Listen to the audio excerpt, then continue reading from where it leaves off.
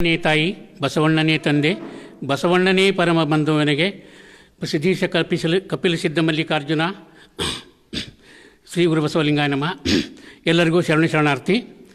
ಬಸವ ಸಮಿತಿ ಬೆಂಗಳೂರು, ಕಲಬುರಗಿ ಹಾಗೂ ಧಾರವಾಡ ಆನ್ಲೈನ್ ಉಪನ್ಯಾಸಕ ಮೊದಲಿಗೆ ಪ್ರಾರ್ಥನೆ ಶ್ರೀಮತಿ ಜಯಲಕ್ಷ್ಮಿ ಗದಿಗಿನವರಿಂದ.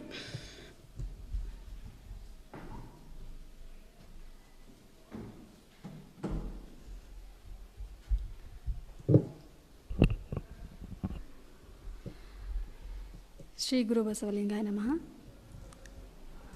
ಜ್ಞಾನದ ಬಲದಿಂದ ಅಜ್ಞಾನದ ಕೇಡು ನೋಡಯ್ಯ ನೋಡಯ್ಯ.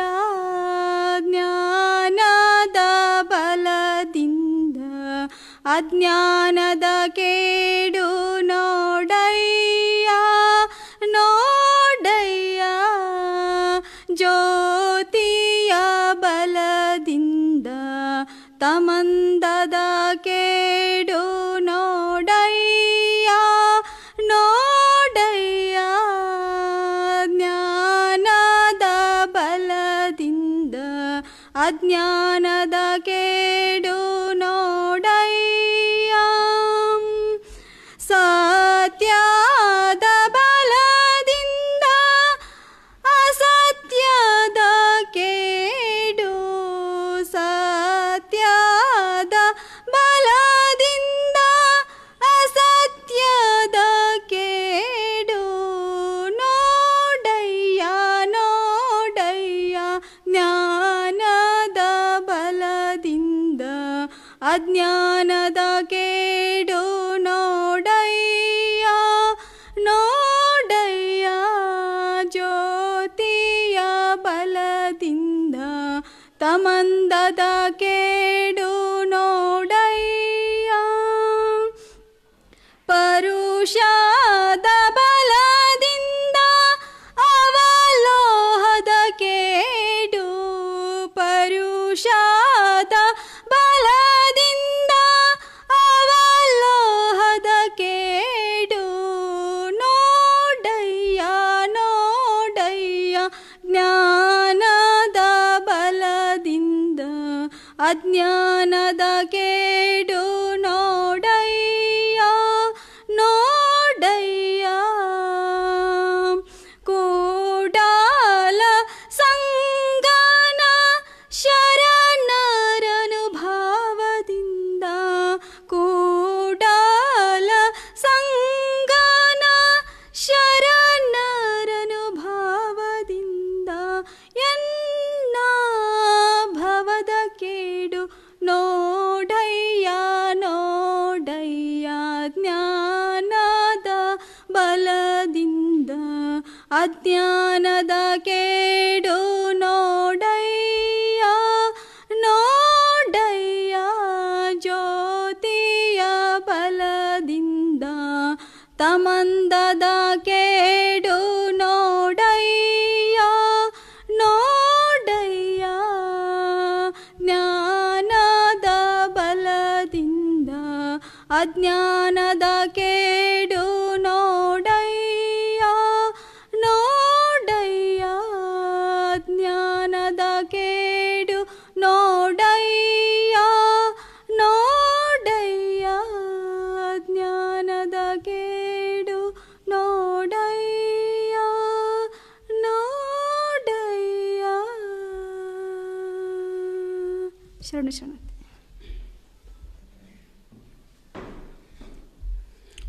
ವಚನ ಪ್ರಾರ್ಥನೆಯನ್ನು ಸಲ್ಲಿಸಿದ ಕುಮಾರಿ ಜಯಲಕ್ಷ್ಮಿ ಗದಿಗಿನ ಅವರಿಗೆ ಶರಣಾರ್ಥಿಗಳು.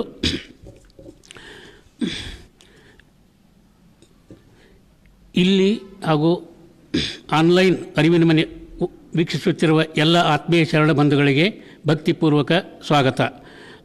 ಅಂತೆಯೇ ಇಲ್ಲಿ ನೆರೆದಿರುವ ಶ್ರೀ ಶಶಿಧರ್ ಕರ್ವೀರ್ ಸಟ್ರ್ ಅವರಿಗೂ ಭಕ್ತಿಪೂರ್ವಕ ಸ್ವಾಗತ.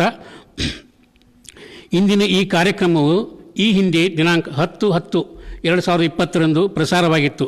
ತಾಂತ್ರಿಕ ಅಡಚಣೆಗಳಿಂದ ಫೇಸ್ಬುಕ್ಕಿನಲ್ಲಿ ಸೇವ್ ಆಗದ ಕಾರಣ ಬಹಳ ಜನ ಬಸವಾಭಿಮಾನಿಗಳ ಒತ್ತಾಯದ ಮೇರೆಗೆ ಇದನ್ನು ಇಂದು ಪುನಃ ಪ್ರಸಾರ ಮಾಡುತ್ತಿದ್ದೇವೆ.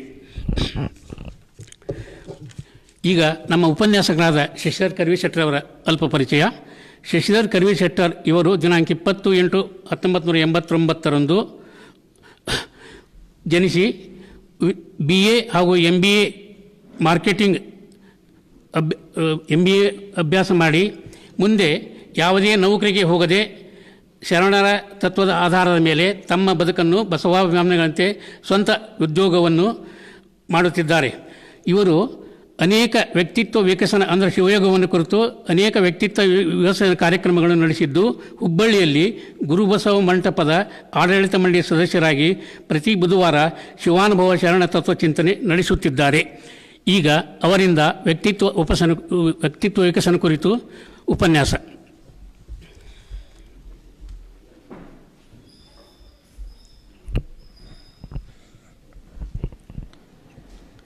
ಓಂ ಶ್ರೀ ಗುರು ಬಸವಲಿಂಗಾಯ ನಮಃ.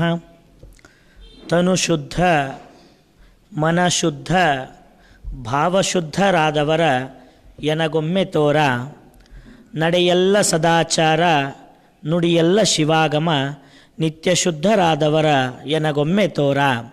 ಕತ್ತಲೆಯ ಮೆಟ್ಟಿ ತಳಬೆಳಗಾಗಿ ಒಳ ಹೊರಗೊಂದಾದ ಶರಣರ ಎನಗೊಮ್ಮೆ ತೋರ. ಚನ್ನಮಲ್ಲಿಕಾರ್ಜುನ. ಬಸವ ಸಮಿತಿ ಧಾರವಾಡದ ಮೂಲಕವಾಗಿ ಸಾಗಿ ಬರುತ್ತಿರುವ ಆನ್ಲೈನ್ ಅರಿವಿನ ಮನೆಯ ವಚನಗಳಲ್ಲಿ ವ್ಯಕ್ತಿತ್ವ ವಿಕಸನ ಮಾಲಿಕೆಯಲ್ಲಿ ಭಾಗವಹಿಸಿರುವ ಸರ್ವ ಶರಣ ಬಂಧುಗಳಲ್ಲಿ ಭಕ್ತಿಯ ಶರಣಾರ್ಥಿಗಳು.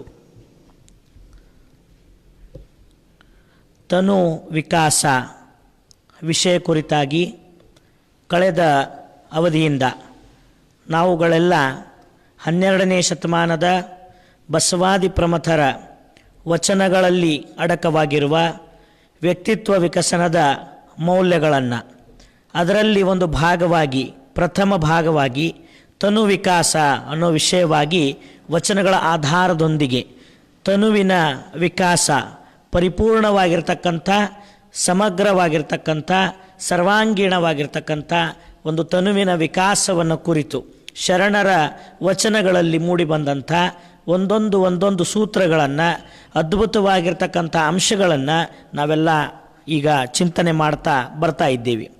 ಹಾಗೆ ಆ ತನು ವಿಕಾಸದ ಕುರಿತಾಗಿ ಕೊನೆಯ ಹಂತದಲ್ಲಿ ಇವತ್ತಿನ ದಿವಸ ನಾವೆಲ್ಲ ಇದ್ದು, ಮತ್ತೆ ನಮ್ಮ 12ನೇ ಶತಮಾನದ ಶರಣರ ವಚನಗಳಲ್ಲಿ ಮೂಡಿಬಂದಿರುವಂಥ ಶಾರೀರಿಕವಾದ ಅಂದರೆ ತನು ವಿಕಾಸವನ್ನು ಕುರಿತ ಒಂದೊಂದು ವಿಚಾರಗಳನ್ನು, ಸೂತ್ರಗಳನ್ನು ಇವತ್ತಿನ ವಚನಗಳ ಮುಖಾಂತರವಾಗಿ ನಾವೆಲ್ಲ ನೋಡ್ತಾ ಸಾಗೋಣ. ಆ ಒಂದು ಹಿನ್ನೆಲೆಯಲ್ಲಿ ಒಂದು ಕಡೆಗೆ ಗುರು ಬಸವಣ್ಣನವರು ತಮ್ಮ ಒಂದು ವಚನದಲ್ಲಿ ಹೇಳುತ್ತಾರೆ, ಉಂಬ ಬಟ್ಟಲು ಬೇರೆ ಕಂಚಲ್ಲ, ಕಾಂಬದರ್ಪಣ ಬೇರೆ ಕಂಚಲ್ಲ, ಭಾಂಡ ಒಂದೇ ಭಾಜನ ಬೇರೆ, ಬೆಳಗ್ಗೆ ಕನ್ನಡಿ ಎನಿಸಿತ್ತಯ್ಯ, ಅರಿದೊಡೆ ಶರಣ ಮರೆದೊಡೆ ಮಾನವ, ಮರೆಯದೇ ಪೂಜಿಸು ನಮ್ಮ ಕೂಡಲ ಸಂಗಮ ದೇವನ.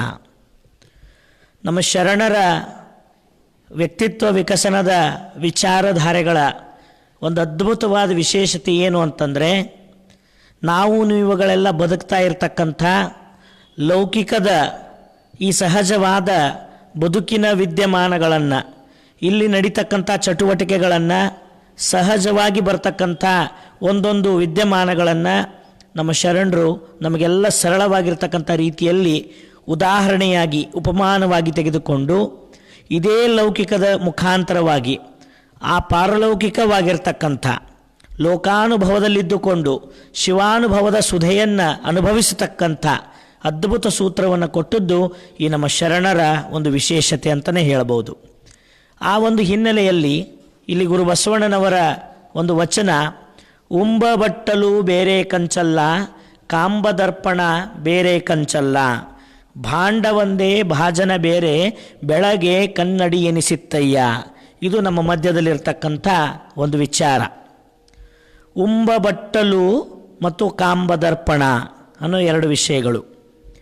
ಉಂಬ ಬಟ್ಟಲು ಬೇರೆ ಕಂಚಲ್ಲ, ಕೊನೆಗೆ ನಮ್ಮನ್ನು ನಮಗೆ ಪ್ರತಿಫಲಿಸಿ ತೋರಿಸ್ತಕ್ಕಂಥ ದರ್ಪಣವಾಗಿರ್ತಕ್ಕಂಥ ಕಂಚು ಬೇರೆ ಅಲ್ಲ. ಇಲ್ಲಿ ಕಂಚು ಅಂತಕ್ಕಂಥದ್ದು ಮೂಲ ಧಾತು ಒಂದೇ. ಆ ಧಾತುವಿನಿಂದ ಮಾಡಲ್ಪಟ್ಟಿರ್ತಕ್ಕಂಥದ್ದು ಪ್ರಸಾದ ಸ್ವೀಕಾರ ಮಾಡ್ತಕ್ಕಂಥದ್ದು ಒಂದು ತಟ್ಟೆ.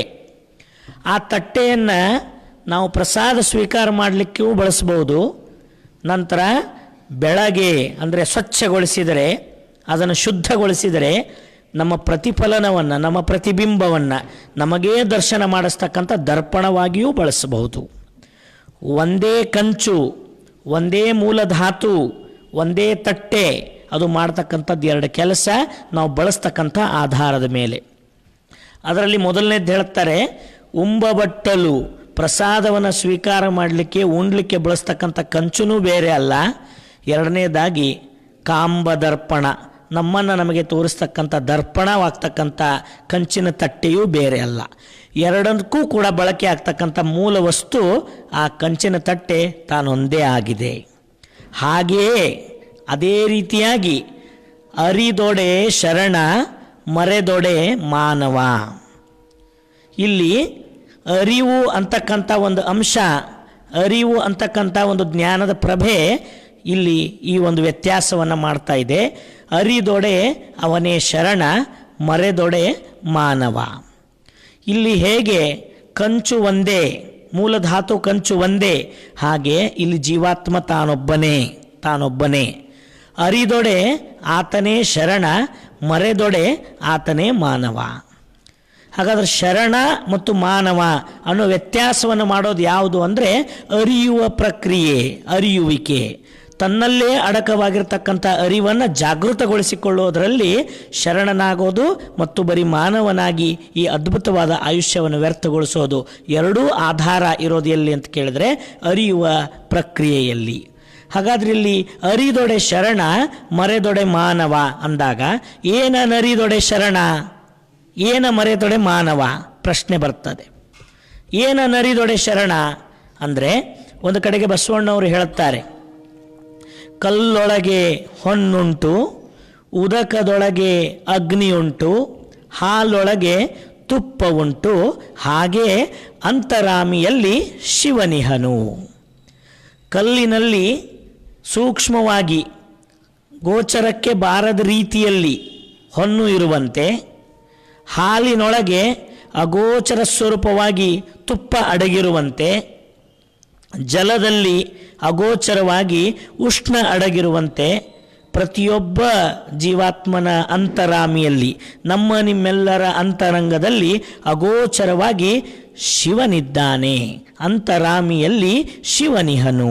ಇಲ್ಲಿ ಶಿವ ಅನ್ನೋದು ಈ ವಿಶ್ವದ ಒಳ ಹೊರಗುಗಳನ್ನು ಅಖಂಡವಾಗಿ ಪರಿಪೂರ್ಣವಾಗಿ ಪರಿವ್ಯಾಪಿಸಿಕೊಂಡಿರ್ತಕ್ಕಂಥ ಅಖಂಡ ಅದ್ವಯ ಸ್ವರೂಪಕ್ಕೆ ಶಿವ ಅಂತ ಕರೆದ್ರು. ಅಂತಪ್ಪ ಶಿವ ಎಲ್ಲಿದ್ದಾನೆ ಅಂದರೆ ಈ ತನುವಿನೊಳಗಿದ್ದಾನೆ. ಅಂತರಾಮಿಯಲ್ಲಿ ಅಂದರೆ ಈ ತನುವಿನ ಅಂತರಾಮಿಯಲ್ಲಿ, ಶರೀರದ ಅಂತರಾಮಿಯಲ್ಲಿ ಶಿವನಿದ್ದಾನೆ. ಶರೀರ ಗೋಚರಕ್ಕೆ ಬರ್ತದೆ, ಆದರೆ ಅಂತರಾಮಿಯಲ್ಲಿರುವ ಶಿವ ಈ ಶರೀರದೊಳಗೆ ಅಶರೀರಿಯಾಗಿ ದೇಹದೊಳಗಣ ದೇಹಿಯಾಗಿ ನೆಲೆಸಿದ್ದಾನೆ. ಆ ಶರೀರದೊಳಗಡೆ ಇರ್ತಕ್ಕಂಥ ಶಿವತತ್ವವನ್ನು ಅರಿತೊಡೆ ಶರಣ. ಅದರ ಅರ್ಥ ಪ್ರತಿಯೊಬ್ಬ ಜೀವಾತ್ಮ ತನ್ನ ತಾನರಿದೊಡೆ ಶರಣ, ತನ್ನೊಳಗಡೆ ಇರ್ತಕ್ಕಂಥ ಲಿಂಗ ತತ್ವವನ್ನು ಮರೆದೊಡೆ ಮಾನವ. ಅರಿದೊಡೆ ಶರಣ, ಮರೆದೊಡೆ ಮಾನವ. ತನ್ನ ತಾನರಿದೊಡೆ ಶರಣ, ತನ್ನ ತಾ ಮರೆದೊಡೆ ಮಾನವ. ಅದಕ್ಕಾಗಿ ಒಂದು ಅದ್ಭುತವಾಗಿರ್ತಕ್ಕಂಥ ಸಾಲನ್ನು ಹೇಳ್ತಾರೆ ಬಸವಣ್ಣವರು. ಏನು ಹೇಳ್ತಾರಂದರೆ, ತನ್ನ ತಾನಾರೆಂದರಿದೊಡೆ ತಾನೇ ದೇವ, ಅಪ್ರಮಾಣ ಕೂಡಲ ಸಂಗಮ ದೇವ. ಪರಮಾತ್ಮನ ಸ್ವರೂಪ ಅಂದರೆ ಎಲ್ಲಿದೆ ಅಂದರೆ ಈ ಶರೀರದೊಳಗನೇ ಇದೆ. ಹಾಗಾದರೆ ಇದು ತಿಳಿಬೇಕಾದದ್ದು ಎಲ್ಲಿ ಅಂದರೆ ಶರೀರದ ಮುಖಾಂತರವಾಗಿ ಶರೀರದಲ್ಲೇ ತಿಳಿಬೇಕಾದದ್ದು. ಅದಕ್ಕೆ ಆಧಾರ ಯಾವುದು ಅಂದರೆ ಅರಿವಿನ ಬೆಳಕು. ಅರಿವಿನ ಬೆಳಕಿನ ಸಹಾಯದಿಂದಲೇ ತನ್ನಲ್ಲಿ ಕತ್ತಲೆ ಆಗಿರ್ತಕ್ಕಂಥ ಮೊರವೆಯನ್ನು ಕಳ್ಕೊಂಡು ತನ್ನೊಳಗೆ ಇರ್ತಕ್ಕಂಥ ಪ್ರಜ್ವಲವಾದ ಪ್ರಭೆ ಯಾವುದು ಅಂದರೆ ಅರಿವು. ಆ ಅರಿವಿನ ಜ್ಯೋತಿಯನ್ನು ಹೊತ್ತಿಸಿಕೊಂಡ್ರೆ ಈ ಶರೀರದೊಳಗಡೆ ಇರ್ತಕ್ಕಂಥ ಪರಮಾತ್ಮನ ದರ್ಶನ ಆಗ್ತದೆ. ಅದಕ್ಕಾಗಿ ಅವ್ರು ಏನಂತ ಹೇಳಿದ್ರು, ತನ್ನ ತಾನಾರೆಂದರಿದೊಡೆ, ತನ್ನ ಸ್ವರೂಪ ತಾನು ಯಾರು ಅಂತ ವಿಚಾರಿಸಿ ನೋಡಿದೊಡೆ ತಾನೇ ದೇವ. ದೇವ ಅನ್ನೋ ಅದ್ಭುತವಾದ ಪರಿಕಲ್ಪನೆ ಇದೆಯಲ್ಲ, ಇದು ತನ್ನ ಬಿಟ್ಟು ಹೊರಗಡೆಗೆ ಅರಸೋದಲ್ಲ, ಹುಡುಕೋದಲ್ಲ, ತನ್ನ ತಾನರಿದಲ್ಲಿ ತನ್ನಲ್ಲೇ ಕಂಡು ಬರ್ತಕ್ಕಂಥ ಒಂದು ಅದ್ಭುತವಾದ ಸಾಮರ್ಥ್ಯ, ದೈವತ್ವ ಅದು ತನ್ನಲ್ಲೇ ಇದೆ. ಅದನ್ನು ತಿಳಿದೊಡೆ ಶರಣ, ಅದನ್ನು ಅರಿಯದೇ ಹೋದರೆ ಮಾನವ ಅಂತಕ್ಕಂಥ ವಿಚಾರವನ್ನು ಇಲ್ಲಿ ಗುರು ಬಸವಣ್ಣವರು ನಮಗೆ ತೋರಿಸ್ಕೊಡ್ತಾರೆ. ಇಲ್ಲೊಂದು ಶಬ್ದ ಬಳಸಿದರೆ ಅವರು, ಬೆಳಗ್ಗೆ ಕನ್ನಡಿ ಎನಿಸುತ್ತಯ್ಯ. ಯಾವ ಉಂಬ ಬಟ್ಟಲು ಬರೀ ನಾವು ಪ್ರಸಾದ ಸ್ವೀಕಾರಕ್ಕೆ ಬಳಸಿಬಿಟ್ರೆ ಅದು ಬರೀ ಭೋಗಕ್ಕೆ ಕುಳಿತದೆ. ಅದನ್ನು ಬೆಳಗೋದು ಅಂದರೆ ಸ್ವಚ್ಛಗೊಳಿಸೋದು, ಶುದ್ಧಿ ಮಾಡೋದು, ತನುವನ್ನು ಶುದ್ಧ ಮಾಡೋದು. ಹೇಗೆ ಆ ಕಂಚಿನ ತಟ್ಟೆಯನ್ನು ಸ್ವಚ್ಛಗೊಳಿಸಿದರೆ ಅದು ತನ್ನೊಳಗಡೆ ಇರತಕ್ಕಂಥ ಕೊಳೆಯನ್ನು ಕಳೆದುಕೊಂಡು ಅದೇ ಮೂಲಧಾತುವಾಗಿರ್ತಕ್ಕಂಥ ಕಂಚು, ಯಾವ ತಟ್ಟೆ ಪ್ರಸಾದಕ್ಕಾಗಿ ಬಂದಿತ್ತೋ, ಪ್ರಸಾದ ಸ್ವೀಕರಿಸಲಿಕ್ಕೆ ಬಂದಿತ್ತೋ ಅದನ್ನೇ ಸ್ವಚ್ಛಗೊಳಿಸಿದರೆ ಅದು ತನ್ನೊಳಗಡೆ ಇರತಕ್ಕಂಥ ಕೊಳೆಯನ್ನು ಕಳೆದುಕೊಂಡು ತಾನು ನಮ್ಮನ್ನೇ ನಮಗೆ ಪ್ರತಿಬಿಂಬಿಸಿ ತೋರಿಸ್ತಕ್ಕಂಥ ಕನ್ನಡಿಯಾಗಿ, ಅಂಗೈ ದರ್ಪಣವಾಗಿ ನಮಗೆ ಸಹಾಯ ಮಾಡ್ತದೋ, ಹಾಗೆಯೇ ಇಲ್ಲಿ ತನು ಅಥವಾ ಶರೀರ ಅನ್ನೋದು ಕೂಡ ಕೇವಲ ನಾವು ಭೋಗಕ್ಕಾಗಿ ಬಳಸಿದರೆ ಬಹುಶಃ ಶರೀರದೊಳಗಡೆ ಇರತಕ್ಕಂಥ ಅಂತರಾಮಿಯಲ್ಲಿರ್ತಕ್ಕಂಥ ಶಿವ ಈ ಶರೀರದ ಅರಿವಿಗೆ ಬರದೇ ಹೋಗ್ತಾನೆ, ಅನುಭವಕ್ಕೆ ಬರದೇ ಹೋಗ್ತದೆ. ಆದರೆ ಅದನ್ನು ಶುದ್ಧಿಗೊಳಿಸಿದರೆ, ಸ್ವಚ್ಛಗೊಳಿಸಿದರೆ, ಅದನ್ನೊಂದಿಷ್ಟು ಪವಿತ್ರಗೊಳಿಸಿದರೆ ತನ್ನೊಳಗಡೆ ಇರತಕ್ಕಂಥ ಶಿವತತ್ವದ ಅನುಭೂತಿ, ಎಲ್ಲೂ ಕಾಣರಿಯದ ಅದ್ಭುತವಾದ ಪರಮಾನಂದದ ಸೆಲೆ ಈ ಶರೀರದೊಳಗಡೆ ಆಗ್ತದೆ ಅಂತಕ್ಕಂಥದ್ದು ಈ ವಚನ ನಮಗೆ ತೋರಿಸಿಕೊಡ್ತದೆ. ಹಾಗಾದರೆ ಇಲ್ಲಿ ಶರಣ ಅನ್ನೋ ಶಬ್ದ ಅರಿವಿನ ಆಧಾರದ ಮೇಲೆ ನಿರೂಪಿತಗೊಂಡಿರುವಂಥದ್ದು. ಎಲ್ಲಿ ಅರಿವಿದೆಯೋ ಆ ಅರಿವಿಗೆ ತಕ್ಕ ಆಚಾರ, ಅರಿವು ಆಚಾರಗಳ ಒಂದು ನಿರಂತರವಾದ ಪ್ರಕ್ರಿಯೆಯಿಂದ ಅಲ್ಲಿ ಉತ್ಪನ್ನವಾಗ್ತಕ್ಕಂಥದ್ದು ಅನುಭಾವ. ಹೀಗೆ ಅರಿವು, ಆಚಾರ ಮತ್ತು ಅನುಭಾವಗಳ ಮುಖಾಂತರವಾಗಿ ತನುವನ್ನು ವಿಕಾಸ ಮಾಡಿಕೊಳ್ಳೋದು ಅಂದರೆ ಶರೀರದೊಳಗಡೆ ಇರತಕ್ಕಂಥ ಈ ಅದ್ಭುತವಾದ ಪರಮ ಪ್ರಕಾಶವನ್ನು, ಪರವಸ್ತುವಿನ ಇರುವಿಕೆಯ ಅರಿವನ್ನು ಪಡೆದುಕೊಂಡಾಗಲೇ ಈ ಅಂಗ ಅಂತ ಕರೆಸಿಕೊಳ್ತಕ್ಕಂಥದ್ದು ಲಿಂಗ ತತ್ವದೆಡೆಗೆ ಸಾಗಲಿಕ್ಕೆ ಸಾಧ್ಯ ಆಗ್ತದೆ. ಹಾಗಾದ್ರೆ ಈ ಅಂಗ ಇದ್ದದ್ದು ಲಿಂಗಮಯ ಆಗೋದೇ ತನು ವಿಕಾಸ ಅಂತಕ್ಕಂಥದ್ದು ಇಲ್ಲಿ ಸ್ಪಷ್ಟವಾಗಿ ನಾವೆಲ್ಲ ಅರ್ತಿರ್ತಕ್ಕಂಥ ವಿಚಾರ. ಹಾಗಾದರೆ ಅಂಗ ಇದ್ದದ್ದು ಲಿಂಗ ಆಗೋದು ಅಂದ್ರೆ ಏನು? ಯಾವ ಹಂತದಲ್ಲಿ ಈ ಅಂಗ ಇದ್ದದ್ದು ಲಿಂಗ ಆಗ್ತದೆ? ಹಾಗಾದ್ರೆ ಅಂಗಕ್ಕೂ ಮತ್ತು ಆ ಲಿಂಗಕ್ಕೆ ಏನು ವ್ಯತ್ಯಾಸ ಅಂತ ಕೇಳಿದ್ರೆ, ಯಾವ ಕ್ರಿಯೆಗಳು ಅಜ್ಞಾನವಶಕ್ಕೊಳಗಾಗಿ ಈ ಶರೀರದಿಂದ ನಡೀತವಲ್ಲ ಅವೆಲ್ಲವೂ ಕೂಡ ಅಂಗದ ಕ್ರಿಯೆಗಳಾಗಿ ನಡೀತಾ ಇರ್ತವೆ. ಅಂದರೆ ಅಜ್ಞಾನವಶಕ್ಕೊಳಗಾಗಿ ಮಾಡೋದು ಅಂದರೆ ಅರಿವು ರಹಿತವಾಗಿ. ಯಾವ ಅರಿವು ರಹಿತವಾಗಿ? ತನ್ನೊಳಗಡೆ ಇರ್ತಕ್ಕಂಥ ಪರಾತ್ಪರ ಪರವಸ್ತುವಿನ ಅರಿವು ರಹಿತವಾಗಿ ಮಾಡಿದರೆ ಅದು ಅಂಗ. ತನ್ನೊಳಗಡೆ ಇರ್ತಕ್ಕಂಥ ಲಿಂಗದ ಪ್ರಜ್ಞೆ ಜಾಗೃತಗೊಂಡು ಬದುಕಿದರೆ ಅದು ಲಿಂಗ. ಲಿಂಗ ಅನ್ನೋದು ಬೇರೆ ಇಲ್ಲ, ಅಂಗ ಮತ್ತು ಲಿಂಗ ಅನ್ನೋದು ಬೇರ್ಪಡಿಸೋದಲ್ಲ. ಅಂಗದೊಳಗೆ ಲಿಂಗ ಹುದುಗಿದೆ, ಆದರೆ ತನ್ನೊಳಗಡೆ ಇರ್ತಕ್ಕಂಥ ಲಿಂಗದ ಪ್ರಜ್ಞೆ ಮರವೆಗೊಳಗಾದರೆ ಅದು ಬರೀ ಅಂಗದ ವ್ಯವಹಾರವಾಗ್ತದೆ. ಅದು ತನ್ನೊಳಗಡೆ ಇರ್ತಕ್ಕಂಥ ಲಿಂಗದ ಪ್ರಜ್ಞೆ ಜಾಗೃತಗೊಂಡ್ರೆ, ತನ್ನೊಳಗಡೆ ಇರ್ತಕ್ಕಂಥ ಲಿಂಗದ ಅರಿವು ಬೆಳಗಿದರೆ ಅದು ಅಂಗ ಅಲ್ಲ, ಅದು ಲಿಂಗ ಆಗ್ತದೆ. ಕಾರಣ ಲಿಂಗ ಅಂತಕ್ಕಂಥದ್ದು ಪರಮ ಪ್ರಕಾಶ, ಪರವಸ್ತುವಿನ ಮಹಾಪ್ರಭೆ. ಆ ಪ್ರಭೆ ತನುವನ್ನೆಲ್ಲ ವ್ಯಾಪಿಸಿ ತನ್ನೊಳಗೆ ಮನೆ ಮಾಡಿರ್ತಕ್ಕಂಥ ಅಜ್ಞಾನದ ಕತ್ತಲೆಯನ್ನು ಸಂಪೂರ್ಣ ನಿವಾರಿಸಿಕೊಂಡಾಗ ಎಲ್ಲಿ ಕತ್ತಲೆ ಇದೆಯೋ ಅಲ್ಲಿ ಅಂಗಭಾವ, ಎಲ್ಲಿ ಪರಿಪೂರ್ಣ ಬೆಳಕಾಗಿದೆಯೋ ಅದು ಲಿಂಗಭಾವ. ಹಾಗಾಗಿ ತನು ವಿಕಾಸ ಅಂದರೆ ತನುವಿನ ಕತ್ತಲೆಯನ್ನು ಕಳೆದುಕೊಂಡು ಲಿಂಗದ ಬೆಳಕಿನೆಡೆಗೆ ಸಾಗೋದು, ತನುವಿನ ಅಜ್ಞಾನವನ್ನು ಕಳೆದುಕೊಂಡು ಲಿಂಗ ತನುವಾಗಿ ಬದುಕೋದು, ಅದುವೇ ತನು ವಿಕಾಸದ ಒಂದು ಮಾರ್ಗ ಆಗಿದೆ. ಹಾಗಾಗಿ ಒಂದು ಕಡೆಗೆ ನಮ್ಮ ಆದ್ಯ ವಚನಕಾರರು ಜೇಡರ್ ದಾಸಿಮಯ್ಯನವರು ಒಂದು ಅದ್ಭುತವಾಗಿರ್ತಕ್ಕಂಥ ಒಂದು ವಚನ ಹೇಳುತ್ತಾರೆ. ಅವ್ರು ಹೇಳ್ತಾರೆ, ಕಡೆಗೀಲಿಲ್ಲದ ಬಂಡಿ ಹೊಡೆಗೆಡುವುದ ಮಾಂಬುದೆ. ಕಡೆಗೀಲಿಲ್ಲದ ಬಂಡಿ ಹೊಡೆಗೆಡುವುದ ಮಾಂಬುದೆ, ಕಡೆಗೀಲು ಬಂಡಿಗಾಧಾರ. ಕಡು ದರ್ಪವೇರಿದ ಒಡಲೆಂಬ ಬಂಡಿಗೆ ಮುರುಡ ಶರಣರ ನುಡಿಗಡಣವೇ ಕಡೆಗೀಲು ಕಾಣ ರಾಮನಾಥ.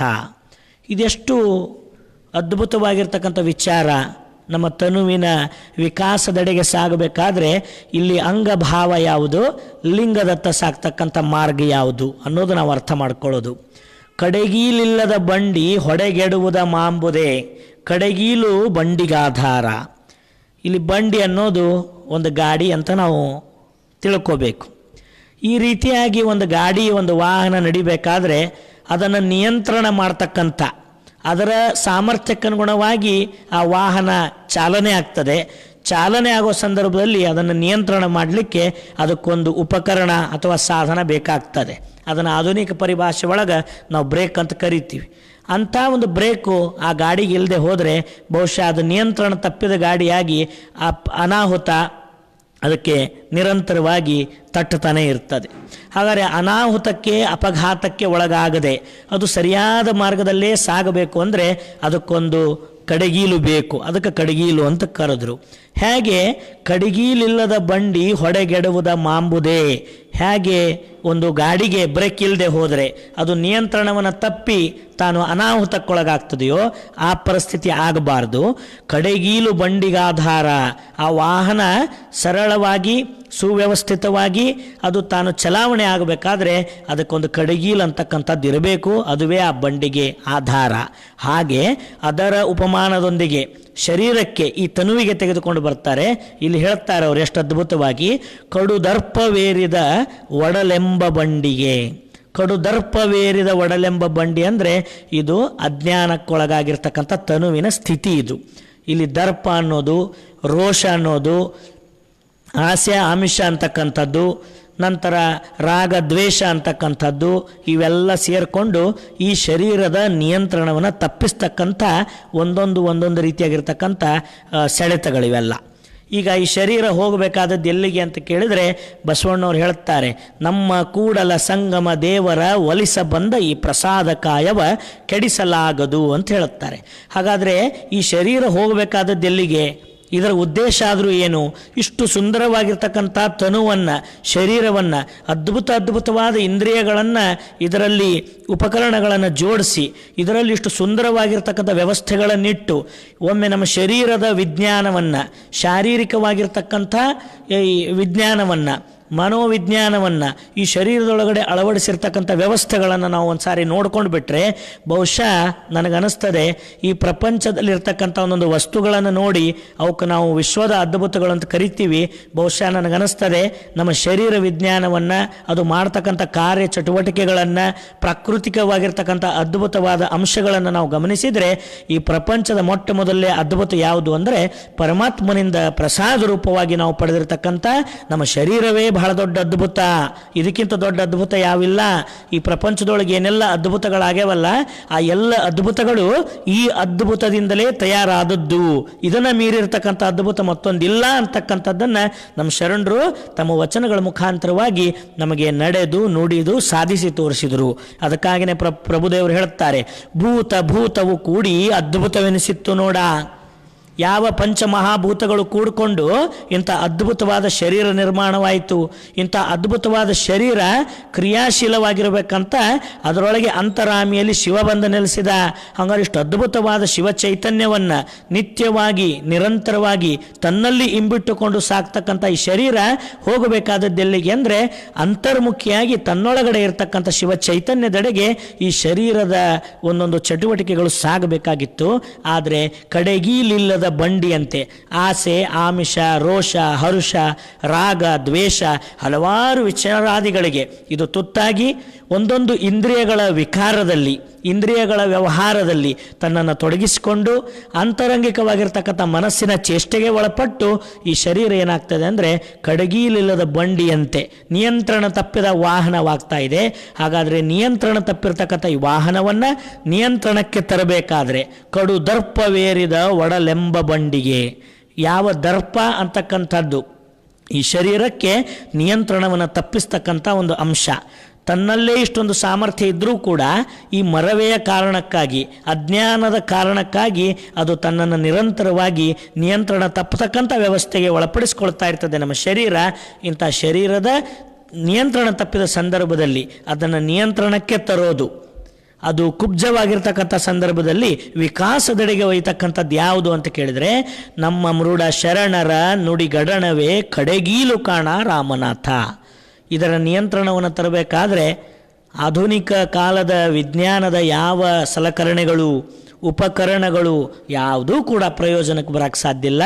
ಇದೆಲ್ಲವನ್ನು ಸರಿಪಡಿಸ್ತಕ್ಕಂಥ ಶಾರೀರಿಕ ಸಮತೋಲನವನ್ನು ಕಾಯ್ದುಕೊಳ್ತಕ್ಕಂಥ ದೈಹಿಕ ಆರೋಗ್ಯ ಮತ್ತು ಆಧ್ಯಾತ್ಮ ಎರಡನ್ನೂ ಕೂಡ ಸರಿಯಾದ ಪಥದಲ್ಲಿ ಸಾಗಿಸ್ತಕ್ಕಂಥ ಸಾಮರ್ಥ್ಯ ಏನಾದರೂ ಇದ್ದರೆ ಅದು ನಮ್ಮ ಮೃಡ ಶರಣರ ನುಡಿಗಡಣವೇ ಅದಕ್ಕೆ ಕಾರಣ. ಹಾಗಾದರೆ ಶರಣರು ಅಂದರೆ ತಮ್ಮ ತಾವರಿತಿರತಕ್ಕಂಥ ದೇವಸ್ವರೂಪರು.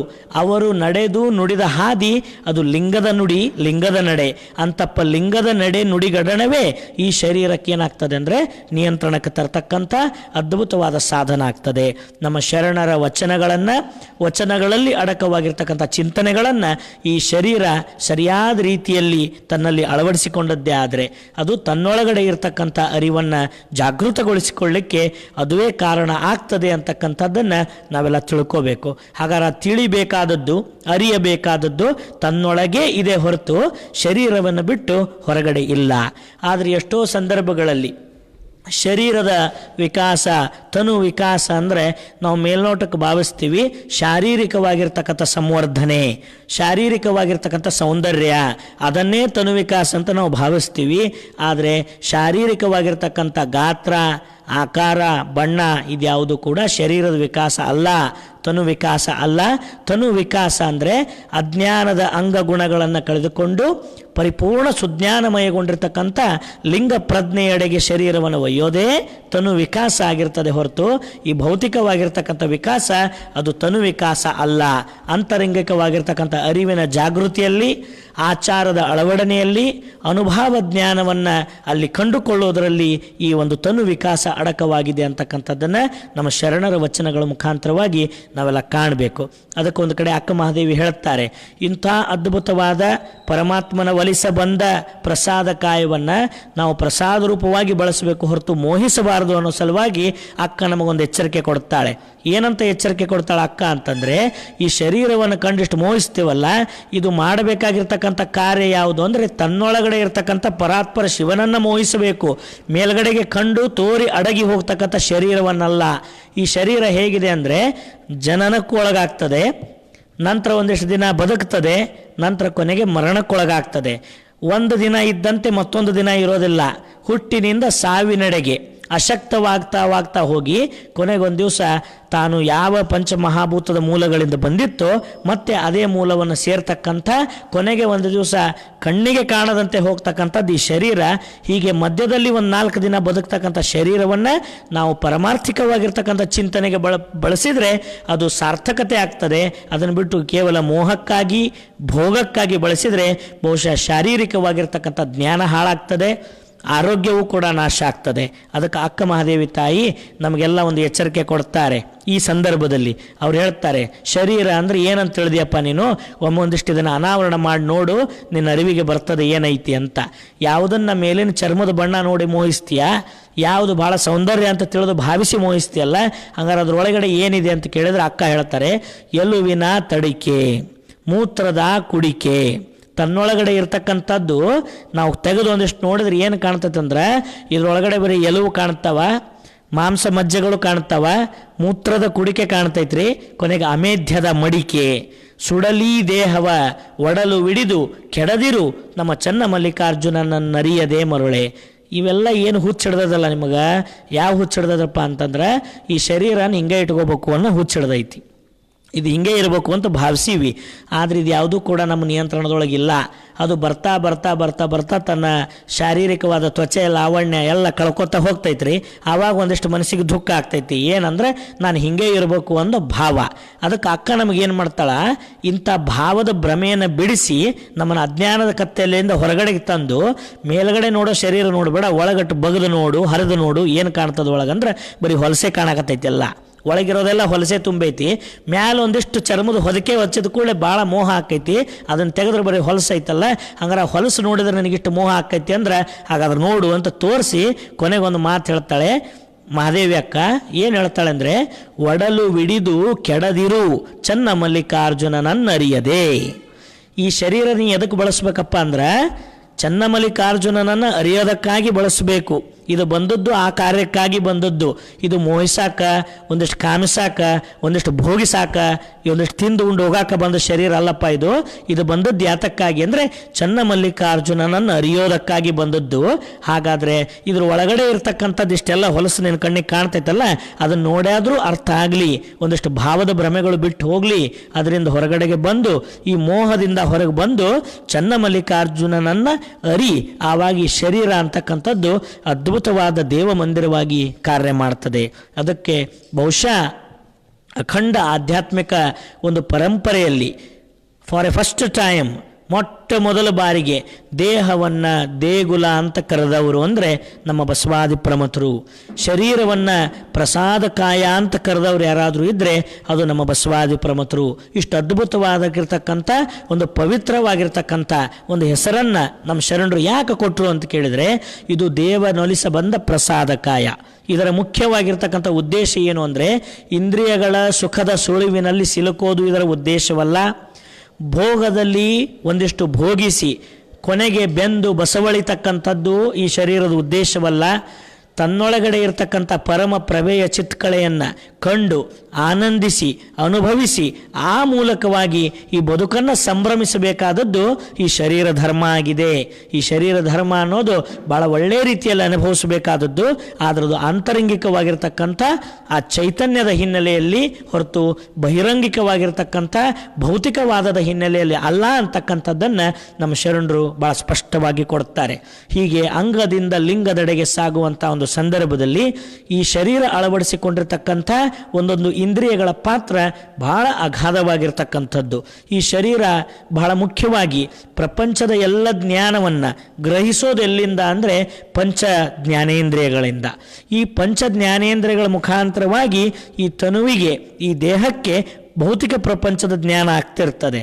ಈ ಕಣ್ಣಿನ ಮುಖಾಂತರವಾಗಿ, ನೇತ್ರದ ಮುಖಾಂತರವಾಗಿ ನಾವು ಜಗತ್ತನ್ನು ನೋಡ್ತೀವಿ. ಶ್ರೋತ್ರದ ಮುಖಾಂತರವಾಗಿ ಪ್ರಪಂಚದ ಶಬ್ದವನ್ನು ಕೇಳುತ್ತೀವಿ. ನಾಲಿಗೆ ಮುಖಾಂತರವಾಗಿ ರುಚಿಸ್ತೀವಿ. ನಮ್ಮ ಚರ್ಮದ ಮುಖಾಂತರವಾಗಿ ಸ್ಪರ್ಶಿಸ್ತೀವಿ. ನಾಸಿಕದ ಮುಖಾಂತರವಾಗಿ ನಾವು ಪರಿಮಳವನ್ನು ಆಹ್ವಾನಿಸ್ತೀವಿ. ಹೀಗೆ ನಮ್ಮ ಎಲ್ಲ ಪಂಚ ಜ್ಞಾನೇಂದ್ರಿಯಗಳ ಮುಖಾಂತರವಾಗಿ ನಾವು ಬದುಕ್ತಾ ಇರತಕ್ಕಂಥ ಪ್ರಪಂಚದ ಜ್ಞಾನವನ್ನು ಈ 5 ಕಿಟಕಿಗಳ ಮುಖಾಂತರವಾಗಿ, ಈ 5 ಮುಖ್ಯವಾದ ದ್ವಾರಗಳ ಮುಖಾಂತರವಾಗಿ ನಾವು ಗ್ರಹಿಸ್ತಾ ಇರ್ತೀವಿ. ಹಾಗಾದರೆ ಈ ಪಂಚ ಜ್ಞಾನೇಂದ್ರಿಯಗಳ ಪಾತ್ರ ಈ ತನು ವಿಕಾಸದಲ್ಲಿ ಬಹಳ ಮುಖ್ಯವಾಗಿರ್ತದೆ. ಅದಕ್ಕೆ ಕಾರಣ ಏನು ಅಂದರೆ, ಇಂದ್ರಿಯಗಳು ಅಂದ ತಕ್ಷಣ ನಮಗೆ ಶಬ್ದ ನೆನಪಾಗೋದು ಇಂದ್ರಿಯ ಅಂದರೆ ವಿಕಾರ. ವಿಕಾರ ಅಂತ ಎದಕ್ಕೆ ಕರಿತೀವಿ? ಆಕಾರ ತಪ್ಪಿದರೆ ವಿಕಾರ. ಆಕಾರ ಅಂದರೆ ಯಾವುದು ಹೆಂಗಿರಬೇಕು ಹಂಗಿದ್ರೆ ಆಕಾರ, ಅದು ಆಕಾರ ತಪ್ಪಿತು ಅಂದ್ರೆ ವಿಕಾರ. ಹಾಗಾದ್ರೆ ಈ ಪಂಚ ಜ್ಞಾನೇಂದ್ರಿಯಗಳಲ್ಲಿ ವಿಕಾರ ಅಂದ್ರೆ ಅರ್ಥ ಈ 5 ಇಂದ್ರಿಯಗಳಲ್ಲಿ ತುಂಬಿಕೊಂಡಿರ್ತಕ್ಕಂಥ ಅಜ್ಞಾನಕ್ಕೆ ವಿಕಾರ ಅಂತ ಕರೀತಾರೆ. ಅದು ಏನು ಮಾಡಬೇಕು ಆ ಕೆಲಸ ಮಾಡಿದರೆ ಅದು ಅಜ್ಞಾನ ಅಲ್ಲ, ಅದು ಸುಜ್ಞಾನ. ಅದು ಮಾಡೋ ಕೆಲಸ ಮಾಡಲಾರದೆ, ಆಗಲೇ ನಾವು ಶರಣರ ವಚನದಲ್ಲಿ ನೋಡಿದ್ವಲ್ಲ, ನಿಯಂತ್ರಣ ತಪ್ಪಿದ ಒಂದು ವಾಹನದ ಸ್ಥಿತಿ ಇದೆಯಲ್ಲ, ಆ ನಿಯಂತ್ರಣ ತಪ್ಪಿಸ್ತಕ್ಕಂಥವೇ ಈ 5 ಇಂದ್ರಿಯಗಳು. ಯಾವ ಒಂದು ನೇತ್ರ, ಶ್ರೋತ್ರ, ಜಿಹ್ವೆ ಮತ್ತು ತ್ವಕ್ಕು, ನಾಸಿಕದ ಮುಖಾಂತರವಾಗಿ ಶರೀರದ ನಿಯಂತ್ರಣ ತಪ್ಪಿಸ್ತಿರ್ತದೆ. ಅದು ಹೆಂಗೆ ತಪ್ಪಿಸ್ತೈತಿ ಅಂತ ಕೇಳಿದ್ರೆ ಅಲ್ಲಮ ಪ್ರಭುದೇವರು ಹೇಳುತ್ತಾರೆ ಎಷ್ಟು ಅದ್ಭುತವಾಗಿ. ಕಾಲುಗಳೆರಡು ಗಾಲಿ ಕಂಡಯ್ಯ, ದೇಹವೆಂಬುದು ತುಂಬಿದ ಬಂಡಿ ಕಂಡಯ್ಯ, ಇದನ್ನು ಹೊಡೆವರು 5 ಮಾನಿಸರು, ಒಬ್ಬರಿಗೊಬ್ಬರೂ ಸಮವಿಲ್ಲವಯ್ಯ. ಕಾಲುಗಳೆರಡು ಈ ದೇಹಕ್ಕೆ ಗಾಲಿ ಕಂಡಯ್ಯ, ಈ ದೇಹವೆಂಬುದೊಂದು ತುಂಬಿದ ಬಂಡಿ ಕಂಡಯ್ಯ, ಇದನ್ನು ಹೊಡೆವರು 5 ಮಾನಿಸರು, ಒಬ್ಬರಿಗೊಬ್ಬರೂ ಸಮವಿಲ್ಲವಯ್ಯ. ಇದರಿಚ್ಛೆಯ ನರಿತು ಹೊಡೆಯದಿದ್ದರೆ ಇದರಚ್ಚು ಮುರಿದಿತ್ತು ಗುಹೇಶ್ವರ. ಶೂನ್ಯ ಪೀಠಾಧ್ಯಕ್ಷರು, ಅಕಾಯ ಚರಿತರು ಆಗಿರುವಂಥ ಅಲ್ಲಮ ಪ್ರಭುದೇವರ ಬಹಳ ಅದ್ಭುತವಾದ ತನು ವಿಕಾಸದ ವಚನ ಇದು. ಏನು ಹೇಳ್ತಾರೆ ಅಂದರೆ, ಈ ಶರೀರ ಅಂತಕ್ಕಂಥ ವಾಹನಕ್ಕೆ 2 ಗಾಲಿ ಯಾವುದಪ್ಪ ಅಂದರೆ 2 ಕಾಲುಗಡೆ, ಅದಕ್ಕೆ ಗಾಲಿಗಳು.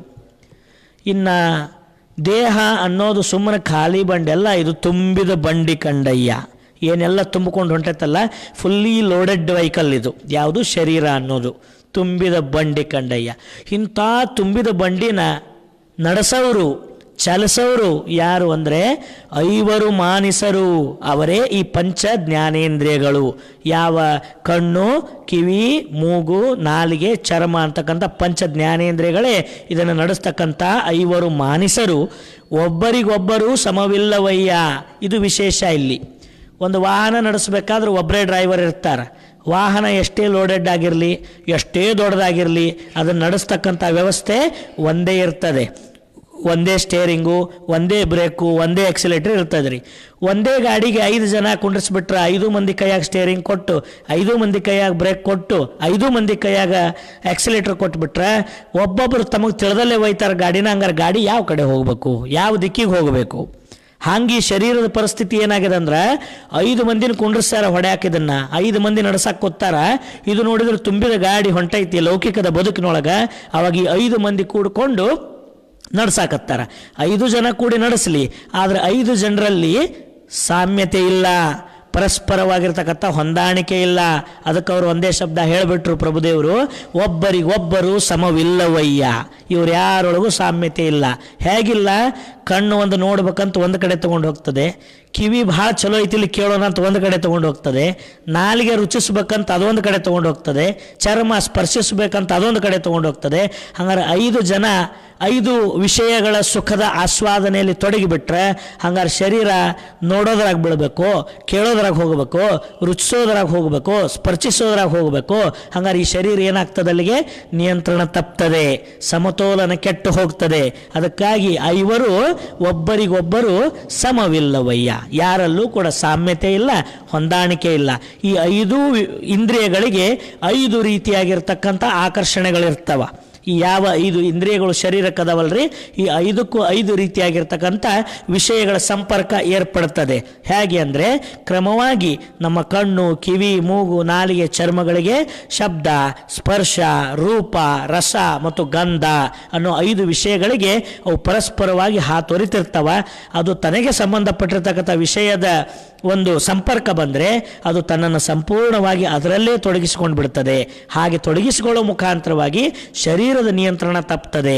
ಈ 5 ಜ್ಞಾನೇಂದ್ರಿಯಗಳು ಭೌತಿಕ ಪ್ರಪಂಚದ 5 ವಿಷಯಗಳಲ್ಲಿ ತೊಡಗಿಬಿಟ್ರೆ ಬಹುಶಃ ತನ್ನ ಅಂತರಾಮಿಯಲ್ಲಿರುವ ಶಿವನ ಚಿಂತನೆ, ತನ್ನ ಅಂತರಾಮಿಯಲ್ಲಿ ಅಳವಡಿಸಿಕೊಂಡಿರ್ತಕ್ಕಂಥ ಶಿವತತ್ವದ ಜ್ಞಾನ ಬಹುಶಃ ಅದು ತನ್ನ ದೇಹಕ್ಕೆ ಅರಿವಿಗೆ ಬರದೆ ಈ ಶರೀರದ ಒಟ್ಟಾರೆಯಾಗಿರ್ತಕ್ಕಂಥ ಅದ್ಭುತ ವ್ಯವಸ್ಥೆ ಅಲ್ಲಿಗೆ ನಾಶ ಆಗ್ತದೆ, ಅಲ್ಲಿಗೆ ಅದು ಕೊನೆಗಾಣುತ್ತದೆ. ಆ ಹಿನ್ನೆಲೆಯೊಳಗೆ ಅಲ್ಲಿ ಪ್ರಭುದೇವರು ಹೇಳ್ತಾರೆ, ಇದರಿಚ್ಛೆಯನ್ನರಿತು ನಡೆಯದಿದ್ದರೆ ಅದರಚ್ಚು ಮುರಿದಿತ್ತು ಗುಹೇಶ್ವರ. ಈ ಒಂದು ಪಂಚ ಜ್ಞಾನೇಂದ್ರಿಯಗಳ ಪಂಚ ವಿಷಯಗಳ ಸೆಳವಿಗೆ ಸಿಕ್ಕು ನಿರಂತರವಾದ ಪ್ರಭಾವಕ್ಕೊಳಗಾಗಿ ಈ ಶರೀರ ನಿಯಂತ್ರಣ ತಪ್ಪೋ ಸಂದರ್ಭದಲ್ಲಿ ಇದರಿಚ್ಛೆಯನ್ನರಿತು ಹೊಡೆಯದಿದ್ದರೆ, ಇದರಿಚ್ಛೆ ಅರಿಯೋದು ಅಂದ್ರೆ ಅರ್ಥ ಇದರ ಮೂಲ ಉದ್ದೇಶವನ್ನರಿತು ಈ ಶರೀರವನ್ನು ನಡೆಸೋದು.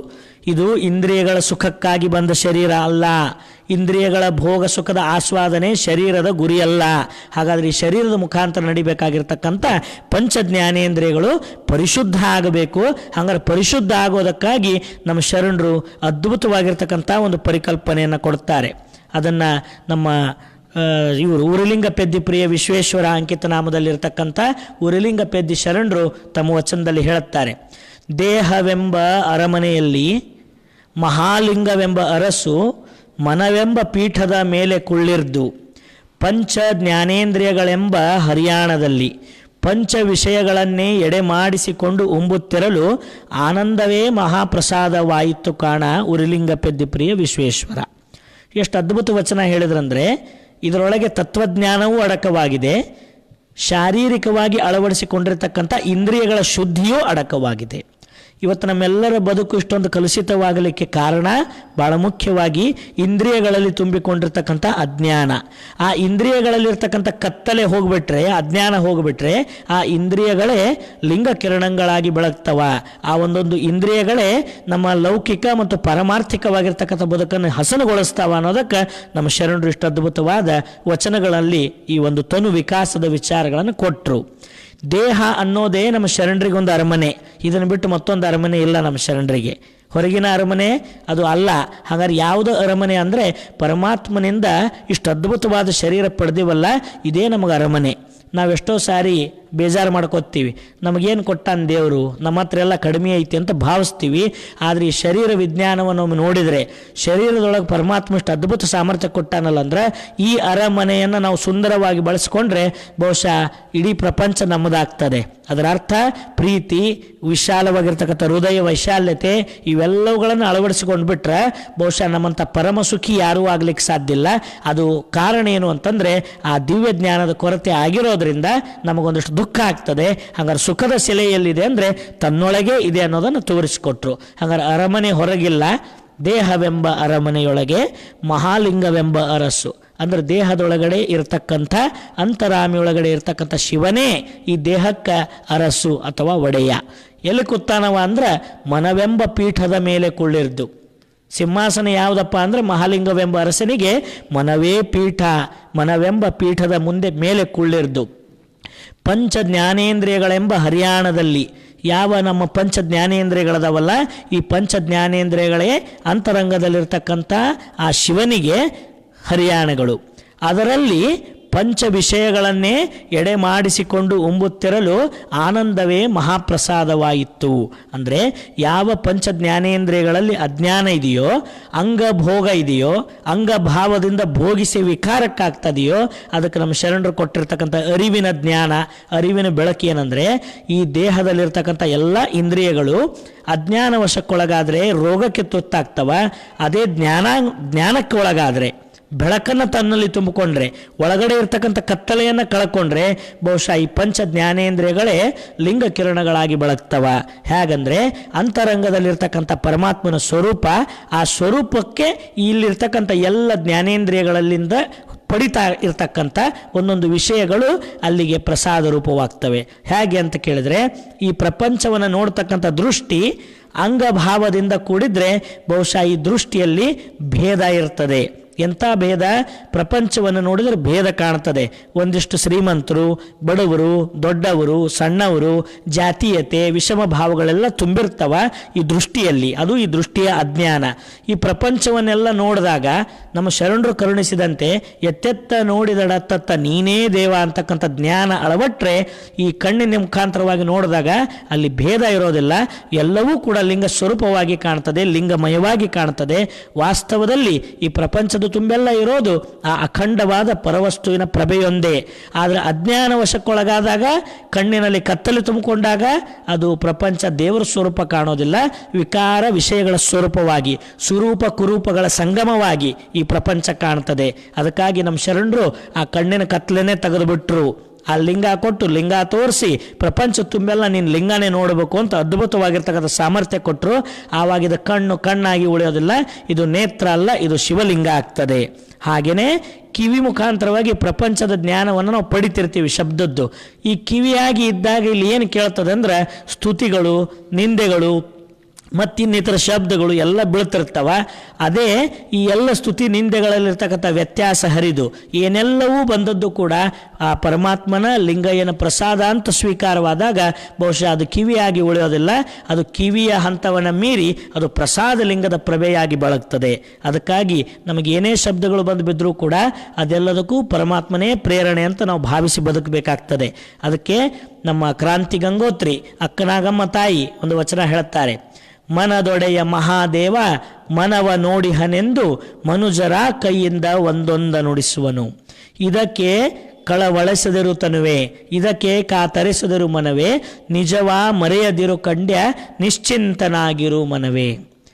ಬಸವಣ್ಣ ಪ್ರಿಯ ಚನ್ನ ಸಂಗಯ್ಯನು ಬೆಟ್ಟದನಿತ ಅಪರಾಧವನ್ನು ಒಂದು ಬಟ್ಟಿನಲ್ಲಿ ತೊಡೆವನು. ಅಂದರೆ ಯಾವ ಸ್ತುತಿ ನಿಂದೆಗಳು ನಮಗೆ ಬಂದು ಕೇಳ್ತಾವಲ್ಲ ಅವೆಲ್ಲವುಗಳು ಬಂದಾಗ ನಮ್ಮ ಅಂತರಂಗಿಕವಾಗಿರ್ತಕ್ಕಂಥ ಸ್ಥಿತಿ ಸಮಾಧಾನವಾಗಿರಬೇಕು.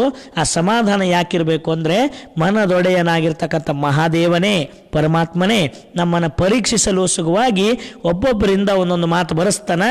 ಆ ಎಲ್ಲ ಮಾತುಗಳ ಮಧ್ಯದಲ್ಲಿ ಈ ಜೀವಾತ್ಮನಾದವನು ಶಾಂತನಾಗಿರಬೇಕು, ಸಮಾಧಾನಿಯಾಗಿರಬೇಕು. ಅದಕ್ಕೆ ಮಹಾದೇವಿ ಅಕ್ಕ ನಮ್ಗೆ ಹೇಳ್ತಾರಲ್ಲ, ಬೆಟ್ಟದ ಮೇಲೊಂದು ಮನೆಯ ಮಾಡಿ ಮೃಗಗಳಿಗೆ ಅಂಜಿದಡೆಂತಯ್ಯ. ಆ ವಚನದಲ್ಲಿ ಅಕ್ಕ ಹೇಳಿದ್ದು ಲೋಕದೊಳಗೆ ಹುಟ್ಟಿರ್ದ ಬಳಿಕ ಸ್ತುತಿ ನಿಂದೆಗಳು ಬಂದಡೆ ಮನದಲ್ಲಿ ಕೋಪವ ತಾಳದೆ ಸಮಾಧಾನಿಯಾಗಿರಬೇಕು. ಹಾಗಾದ್ರೆ ಸಮಾಧಾನ ಅನ್ನೋದು ಬರಬೇಕಾದ್ರೆ ಈ ಪಂಚ ಜ್ಞಾನೇಂದ್ರಿಯಗಳಲ್ಲಿ ಇರತಕ್ಕಂಥ ಕತ್ತಲೆ ಕಳೆದಿರಬೇಕು. ಆ ಕತ್ತಲೆಯ ಕಳೆಯನ್ನು ಕಳೆದು ಆ ಜ್ಞಾನಮಯವಾಗಿರ್ತಕ್ಕಂಥ ಲಿಂಗ ರೂಪದ ಬೆಳಗನ್ನು ತುಂಬಿಕೊಂಡಾಗ ಅಂತರಂಗದಲ್ಲಿ ಸಮಾಧಾನ ನೆಲೆಸಲಿಕ್ಕೆ ಸಾಧ್ಯ. ಹೀಗೆ ಒಬ್ಬರಿಗೊಬ್ಬರು ಸಮವಿಲ್ಲದ ಈ 5 ಇಂದ್ರಿಯಗಳನ್ನು ಸಮನಾದ ಲಿಂಗಪಥದಲ್ಲಿ ಸಾಗಿಸ್ತಕ್ಕಂಥದ್ದು ಬಹಳ ಮುಖ್ಯ. ಹೀಗೆ ಒಂದೇ ಪಥದಲ್ಲಿ ಸಮನ್ವಯವಾಗಿರ್ತಕ್ಕಂಥ ಪಥದಲ್ಲಿ ಇಂದ್ರಿಯಗಳನ್ನು ಶುದ್ಧೀಕರಣಗೊಳಿಸಿಕೊಂಡು ಇಂದ್ರಿಯಗಳು ವಿಕಾರಕ್ಕೊಳಗಾಗದೆ ಇಂದ್ರಿಯಗಳು ಅರಿವಿನ ಪ್ರಭೆಯಾಗಿ ಅರಿವಿನ ಬೆಳಗನುಂಡು ಅರಿವಿನ ಬೆಳಗನುಟ್ಟು ಬೆಳಗದಾಗ ಮಾತ್ರ ಈ ಇಂದ್ರಿಯಗಳೆಲ್ಲವೂ ಕೂಡ ಶುದ್ಧವಾಗಿ ತನು ವಿಕಾಸದೆಡೆಗೆ ಸಾಗಲಿಕ್ಕೆ ಅದು ಮಾರ್ಗ ಆಗ್ತದೆ. ಅದಕ್ಕೆ ಬಸವಣ್ಣವರು ಈ ಶರೀರವನ್ನು ಎಷ್ಟು ಚಂದ ಎಷ್ಟು ಸುಂದರವಾಗಿ ನೋಡಿ ಆ ಪರಮಾತ್ಮನ ಮುಂದೆ ಅರ್ಪಣೆ ಮಾಡ್ತಾರಂದ್ರೆ ಶರೀರದ ಕುರಿತಾಗಿ ಬಹಳ ಚಂದ ಹೇಳ್ತಾರೆ ಬಸವಣ್ಣವರು. ಎನ್ನ ಕಾಯವ ದಂಡಿಗೆಯ ಮಾಡಯ್ಯ, ಎನ್ನ ಕಾಯವ ದಂಡಿಗೆಯ ಮಾಡಯ್ಯ, ಎನ್ನ ಶಿರವ ಸೋರೆಯ ಮಾಡಯ್ಯ, ಎನ್ನ ಬೆರಳ ಕಡ್ಡಿಯ ಮಾಡಯ್ಯ, ಎನ್ನ ನರವ ತಂತಿಯ ಮಾಡಯ್ಯ, ಬತ್ತೀಸರಾಗವ ಹಾಡಯ್ಯ, ಕೂಡಲ ಸಂಗಮ ದೇವ ಉರದಲೊತ್ತಿ ಬಾರಿಸುವೆ. ಎಷ್ಟು ಅದ್ಭುತವಾಗಿ ಶರೀರ ಕುರಿತು ಹೇಳ್ತಾರಂದ್ರೆ ಈ ದೇಹ ಅನ್ನೋದು ಪರಮಾತ್ಮನ ಮುಂದೆ ದಂಡಿಗೆ ಆಗಬೇಕು. ಈ ದೇಹಕ್ಕೆ ಅಳವಡಿಸಿರ್ತಕ್ಕಂಥ ಶಿರ ಅನ್ನೋದು ಎನ್ನ ಶಿರವ ಸೋರೆಯ ಮಾಡಯ್ಯ. ಈ ಶರೀರಕ್ಕೆ ಅಳವಡಿಸಿರ್ತಕ್ಕಂಥ ಬೆರಳುಗಳೇ ಕಡ್ಡಿ ಆಗಬೇಕು, ನರಗಳೇ ತಂತಿ ಆಗಬೇಕು. ಇದರ ಮುಖಾಂತರವಾಗಿ ನಡಿಬೇಕಾಗಿರ್ತಕ್ಕಂಥದ್ದು ಅಂತರಂಗದ ಆತ್ಮ ಸುನಾದ ಮಂತ್ರಮಯವಾಗಿ ಶರೀರದಲ್ಲಿ ನಡೆದಿರಬೇಕು. ಅದುವೇ ಒಂದು ಅದ್ಭುತವಾಗಿರ್ತಕ್ಕಂಥ ಸಾಧನೆ. ಹಾಗಾಗಿ ಶರೀರ ಅನ್ನೋದು ಅಲ್ಲಿ ಭೋಗಕ್ಕೊಳಗಾಗ್ತಕ್ಕಂಥ ಕಾಮನೆಗಳಿಂದ ಕೂಡಿರ್ತಕ್ಕಂಥ ಅಜ್ಞಾನದ ದೇಹವಾಗಿ ಉಳಿಯೋದಿಲ್ಲ, ಸುಜ್ಞಾನಮಯವಾಗಿರ್ತಕ್ಕಂಥ ಲಿಂಗತನುವಾಗಿ ಲಿಂಗ ಶರೀರವಾಗಿ ಪರಿವರ್ತನೆ ಹೊಂದಲಿಕ್ಕೆ ಸಾಧ್ಯ ಆಗ್ತದೆ. ಈ ತನು ವಿಕಾಸ ಅಂತಕ್ಕಂಥದ್ದು ಅಜ್ಞಾನದ ಮರವೆಯಿಂದ ಸುಜ್ಞಾನದ ಲಿಂಗ ಪ್ರಭೆಯಡೆಗೆ ಲಿಂಗದ ಪ್ರಜ್ಞೆಯೆಡೆಗೆ ಈ ಶರೀರವನ್ನು ಸಾಗಿಸ್ತಕ್ಕಂಥ ಅದ್ಭುತವಾಗಿರ್ತಕ್ಕಂಥ ಕಾರ್ಯ ಆಗಿದೆ ಅಂತಕ್ಕಂಥದ್ದನ್ನು ನಾವೆಲ್ಲ ಭಾಳ ಸೂಕ್ಷ್ಮವಾಗಿ ಅರ್ಥೈಸಿಕೊಳ್ಬೇಕಾಗ್ತದೆ. ಇಂಥಪ್ಪ ಒಂದು ತನು ವಿಕಾಸವನ್ನು ಪರಿಪೂರ್ಣವಾಗಿ ಸಮಗ್ರವಾಗಿ ಮಾಡಿಕೊಂಡು ಈ ತನು ಅಂತಕ್ಕಂಥದ್ದು ಶರೀರ ಅಂತಕ್ಕಂಥದ್ದು ಕೇವಲ ಭೋಗದ ವಸ್ತುವಾಗದೆ ಕೇವಲ ವ್ಯವಹಾರಕ್ಕೆ ಬಳಸ್ತಕ್ಕಂಥ ಒಂದು ಸಾಧನವಾಗದೆ ಇದರಿಂದ ನಡೀತಕ್ಕಂಥ ಪ್ರತಿಯೊಂದು ಕಾರ್ಯಗಳು ಕೂಡ ಪವಿತ್ರವಾಗಿ ಪ್ರಾಮಾಣಿಕವಾಗಿ ಸದಾಚಾರದಿಂದೊಡಗೂಡಿ ನಡಿಬೇಕು ಅಂತಕ್ಕಂಥದ್ದು ನಮ್ಮ ಶರಣರ ಬಹಳ ಸ್ಪಷ್ಟವಾಗಿರ್ತಕ್ಕಂಥ ನಿಲುವು. ಬಹುಶಃ ನನಗನ್ನಿಸ್ತದೆ ಶರೀರ ಅನ್ನೋದು ಆಧ್ಯಾತ್ಮಿಕ ವಿಚಾರಧಾರೆಗಳ ಪರಂಪರೆಯಲ್ಲಿ ಅದು ಬಹಳ ವ್ಯರ್ಜವಾಗಿ ಕಂಡು ಬಂದಿರತಕ್ಕಂಥ ಒಂದು ಅಂಶ ಆಗ್ತದೆ. ಆದರೆ ನಮ್ಮ ಶರಣರು ಶರೀರವನ್ನು ದೈವತ್ವದ ಮಟ್ಟಕ್ಕೇರಿಸಿ ದೇಹವನ್ನು ದೇವಾಲಯ ಅಂತ ಕರೆದು ಪ್ರಸಾದಕಾಯ ಅಂತ ಕರೆದು ಇದನ್ನು ಪರಮ ಪವಿತ್ರಗೊಳಿಸಿದರೆ ಈ ಶರೀರವೇ ಯಾವ ಇಂದ್ರಿಯಗಳೆಲ್ಲವನ್ನು ಒಳಗೊಂಡಿರ್ತಕ್ಕಂಥ ಇದೇ ಈ ಶರೀರವೇ ಒಂದು ಅದ್ಭುತವಾದ ಪರಮಾರ್ಥಿಕ ಸಾಧನೆಯ ಮುಖ್ಯವಾದ ಸಾಧನವಾಗಿ ಬರೋದು ಈ ಶರೀರವೇ ಅಂತಕ್ಕಂಥದ್ದನ್ನು ನಮ್ಮ ಶರಣರು ತೋರಿಸಿಕೊಟ್ರು. ಅದನ್ನು ಸೂತ್ರವಚನದ ಮುಖಾಂತರವಾಗಿ ನಾವೆಲ್ಲ ಅರ್ಥೈಸಿಕೊಂಡಿದ್ದೇವೆ. ಇಲ್ಲಿರ್ತಕ್ಕಂಥದ್ದು ಧಾತು ಒಂದೇ ಕಂಚು ಒಂದು ಕಡೆಗೆ ಪ್ರಸಾದದ ತಟ್ಟೆಯಾಯಿತು, ಅದೇ ಸ್ವಚ್ಛಗೊಳಿಸಿದಾಗ ನಮ್ಮನ್ನು ಪ್ರತಿಬಿಂಬಿಸ್ತಕ್ಕಂಥ ಕನ್ನಡಿ ಆಯಿತು. ಹಾಗೆ ಶರೀರ ಬರೀ ಭೋಗಕ್ಕೆ ಬಳಸಿದರೆ ಅದು ಭೋಗದಲ್ಲಿ ಹೋಗಿ ಅಜ್ಞಾನ ವಶಕ್ಕೊಳಗಾಯಿತು. ಅದೇ ಶರೀರವನ್ನು ಶರಣರ ಸುಳ್ನುಡಿಗೊಳಪಡಿಸಿದರೆ ಶರಣರ ಮಹಾತ್ಮರ ವಚನಗಳ ಪಥದಲ್ಲಿ ನಡೆಸಿದರೆ ಈ ಅಂಗ ಅಳವಡಿಸಿಕೊಂಡಿರ್ತಕ್ಕಂಥ ಲಿಂಗದ ಮಾರ್ಗದಲ್ಲಿ ನಡೆಸಿದರೆ ಅದೇ ಶರೀರ ನಮ್ಮೊಳಗಡೆ ಇರತಕ್ಕಂಥ ಅಂತರಾಮಿಯಲ್ಲಿರುವ ಶಿವನ ಅನನ್ಯವಾದ ಅನುಭವವನ್ನು ನಮಗೆ ಉಂಟು ಮಾಡಿಕೊಡ್ತಕ್ಕಂಥ ಅದ್ಭುತವಾದ ಪರಮಾನಂದವನ್ನು ಈತಕ್ಕಂಥ ಸಾಧನ ಇದೇ ಶರೀರ ಆಗಬಲ್ಲದು ಅಂತಕ್ಕಂಥದ್ದನ್ನು ನಾವೆಲ್ಲ ಈ ವಚನಗಳ ಮುಖಾಂತರವಾಗಿ ಕಂಡುಕೊಂಡಿದ್ದೇವೆ. ಇಂಥ ಮಾರ್ಗದಲ್ಲಿ ಸಾಗೋ ಮುಖಾಂತರವಾಗಿ ಅಜ್ಞಾನಮಯವಾಗಿರ್ತಕ್ಕಂಥ ದೇಹವನ್ನು ಸುಜ್ಞಾನಮಯವಾದ ಲಿಂಗ ಪ್ರಜ್ಞೆಯಲ್ಲಿ ನಡೆಸಿ ಈ ಅಂಗ ಇದ್ದದ್ದನ್ನು ನಾವೆಲ್ಲ ಲಿಂಗಮಯಗೊಳಿಸಿಕೊಳ್ಳೋಣ ಅಂತಪ್ಪ ಒಂದು ಸಶಕ್ತತೆಯನ್ನು ಬಸವಾದಿ ಪ್ರಮತರು ಅನುಭಾವಿಕ ಶಕ್ತಿಯ ಕರುಣೆಯನ್ನು ನಮಗೆಲ್ಲ ಧಾರೈಸಲಿ ಅಂತ ಹೇಳಿ ಮುಂದಿನ ಒಂದು ವಚನಗಳಲ್ಲಿ ವ್ಯಕ್ತಿತ್ವ ವಿಕಸನದ ಭಾಗದಲ್ಲಿ ತನು ವಿಕಾಸವನ್ನು ಇಲ್ಲಿಗೆ ನಾವೆಲ್ಲ ಪೂರೈಸಿಕೊಂಡು ಮನೋವಿಕಾಸ ಅಂತಕ್ಕಂಥ ಅದ್ಭುತವಾದ ವಿಷಯಕ್ಕೆ ನಾವೆಲ್ಲ ಸಾಗೋಣ.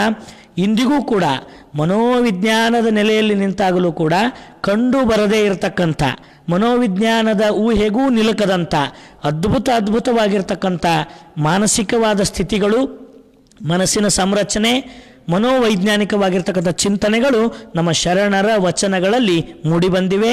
ಆ ಎಲ್ಲ ವಚನಗಳ ಒಂದು ಅನುಸಂಧಾನದೊಂದಿಗೆ ಮನೋವಿಕಾಸವನ್ನು ಮಾಡಿಕೊಳ್ಳತಕ್ಕಂಥ ಸೂತ್ರಗಳನ್ನು ಮುಂದಿನ ಅವಧಿಯಿಂದ ನಾವು ನೀವೆಲ್ಲ ಸೇರಿ ಚಿಂತನೆ ಮಾಡೋಣ ಅಂತ ಹೇಳಿ ಈ ನುಡಿಗಡಣವನ್ನು ಅಪ್ಪ ಬಸವಣ್ಣನವರ ಶ್ರೀಪಾದಕ್ಕೆ ಸಮರ್ಪಿಸ್ತೇನೆ. ತಮಗೆಲ್ಲರಿಗೂ ಭಕ್ತಿಯ ಶರಣಾರ್ಥಿಗಳು.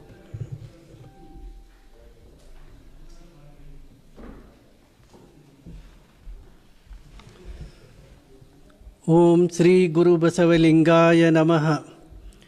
ಈಗ ಕಾರ್ಯಕ್ರಮ ವಂದನಾರ್ಪಣೆ. ಇಲ್ಲಿಯವರೆಗೆ ವಚನಗಳಲ್ಲಿ ವ್ಯಕ್ತಿತ್ವ ವಿಕಾಸನ, ಅದರಲ್ಲೂ ತನು ವಿಕಾಸನದ ಬಗ್ಗೆ ಸವಿಸ್ತಾರವಾಗಿ ಮಾತನಾಡಿದ ಶರಣ ಶ್ರೀ ಶಶಿಧರ್ ಕರಿವೀರ್ ಶೆಟ್ಟರ್ ಇವರಿಗೆ ಬಸವ ಸಮಿತಿ ಹಾಗೂ ತಮ್ಮೆಲ್ಲರ ಪರವಾಗಿ ಮತ್ತು ಫೇಸ್ಬುಕ್ ಹಾಗೂ ಯೂಟ್ಯೂಬ್ ಮೂಲಕ ವೀಕ್ಷಿಸುತ್ತಿರುವ ಎಲ್ಲ ವೀಕ್ಷಕರ ಪರವಾಗಿ ಹೃದಯಪೂರ್ವಕ ಅಭಿನಂದನೆಗಳನ್ನು ಸಲ್ಲಿಸುತ್ತೇನೆ. ಈಗಾಗಲೇ ಹಲವಾರು ವೀಕ್ಷಕರು ಈ ಕಾರ್ಯಕ್ರಮ ಅದ್ಭುತವಾಗಿದೆ ಮತ್ತು ಫ್ಯಾಂಟಾಸ್ಟಿಕ್ ಆಗಿದೆ ಎಂದು ಸಂದೇಶಗಳನ್ನು ಕಳಿಸಿದ್ದಾರೆ. ಎಲ್ಲ ವೀಕ್ಷಕರಿಗೂ ಶರಣಾರ್ಥಿಗಳು. ನಾಳೆ ದಿನಾಂಕ 25/10/2020 ರವಿವಾರ ಸಂಜೆ 6 ಗಂಟೆಗೆ ಕಲಬುರಗಿ ಬಸವ ಸಮಿತಿ ವತಿಯಿಂದ ವಚನ ಮಾಧುರ್ಯ ಸಂಗೀತ ಕಾರ್ಯಕ್ರಮ ಕುಮಾರಿ ಸುಧಾರಾಣಿ ಎ ಸಜ್ಜನ್ ಇವರಿಂದ ನಡೆಯಲಿದೆ. ಹೆಚ್ಚಿನ ಸಂಖ್ಯೆಯಲ್ಲಿ ವೀಕ್ಷಿಸಲು ವಿನಂತಿ. ಕೊನೆಯದಾಗಿ ವಚನ ಮಂಗಲ ಕಾರ್ಯಕ್ರಮ ನಡೆಸಿಕೊಡುವವರು ಶರಣ ಶ್ರೀ ಮಲ್ಲಿಕಾರ್ಜುನ ಹಳ್ಳಿಕೇರಿ ಇವರಿಂದ.